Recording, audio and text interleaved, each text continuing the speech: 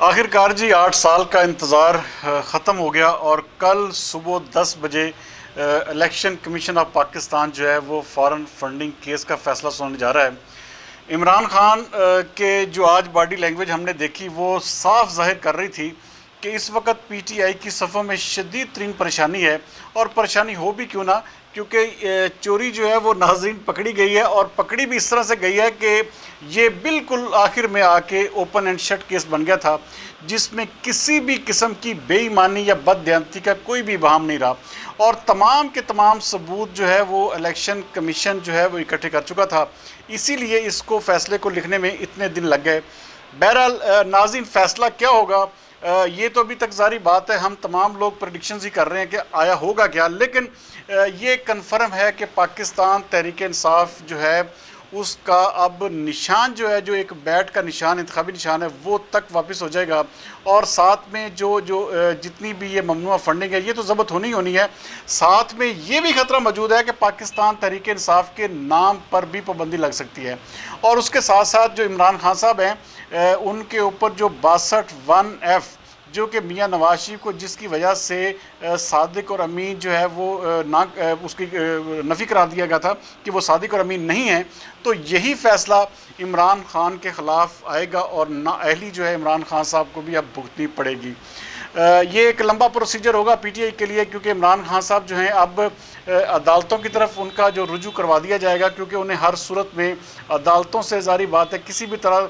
हाँ, ये कहा ज़रूर जा रहा है कि 3 रुकनी उनका एक हम ख्याल बेंच बैठा हुआ है, लेकिन जिस तरह का नाज़रीन फ़ैसला आ रहा है ये मुझे नहीं लगता कि इमरान खान इसमें बच पाएंगे।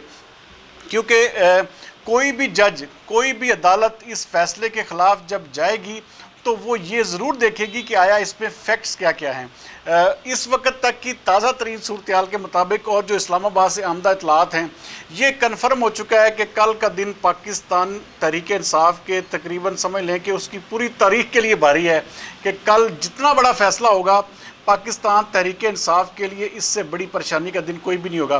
क्योंकि वहाँ पर ये रेंजर्स और जो सिक्योरिटी है उसके भी तमाम तर इंतजाम कर लिए गए हैं और किसी भी तरह से कोई लूप होल नहीं छोड़ा गया।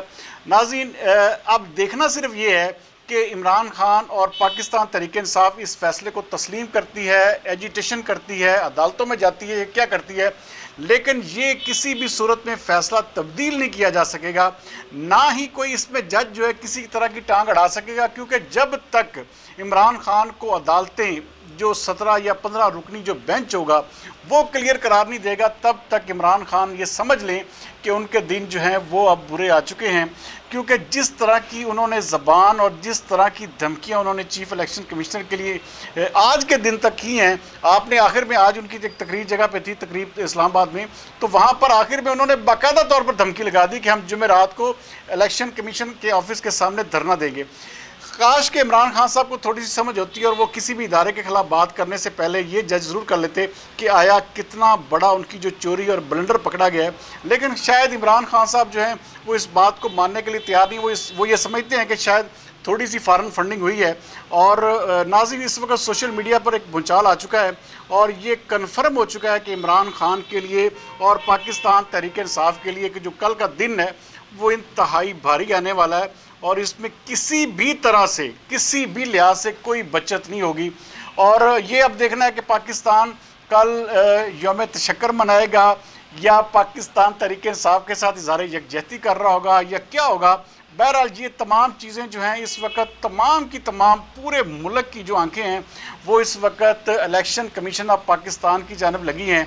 और मैं ज़ाती तौर पे नाज़रीन आपको बता दूं कि कल का दिन जो है वो पाकिस्तान तहरीक इंसाफ को ना सिर्फ पार्टी सिंबल वापस ले देगा बल्कि पाकिस्तान तहरीक इंसाफ का नाम भी वापस लिया जा सकता है।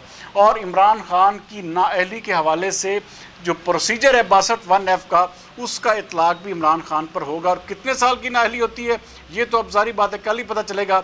लेकिन पाकिस्तान तहरीक इंसाफ के लिए जो बुरे दिन हैं, जो उनकी जो स्ट्रगल सही जिस तरह के मियाँ नवाज शरीफ ने अदालती पूरी की पूरी दो साल उन्होंने अदालतों में धक्के खाए, अब मेरे ख्याल में इमरान खान साहब की बारी आ चुकी है। अब देखते हैं क्या होता है। बहरहाल जी, अगले वीलॉग तक सुबह इंशाअल्लाह ताला फैसले तक के लिए अल्लाह हाफ़िज़। पाकिस्तान जिंदाबाद।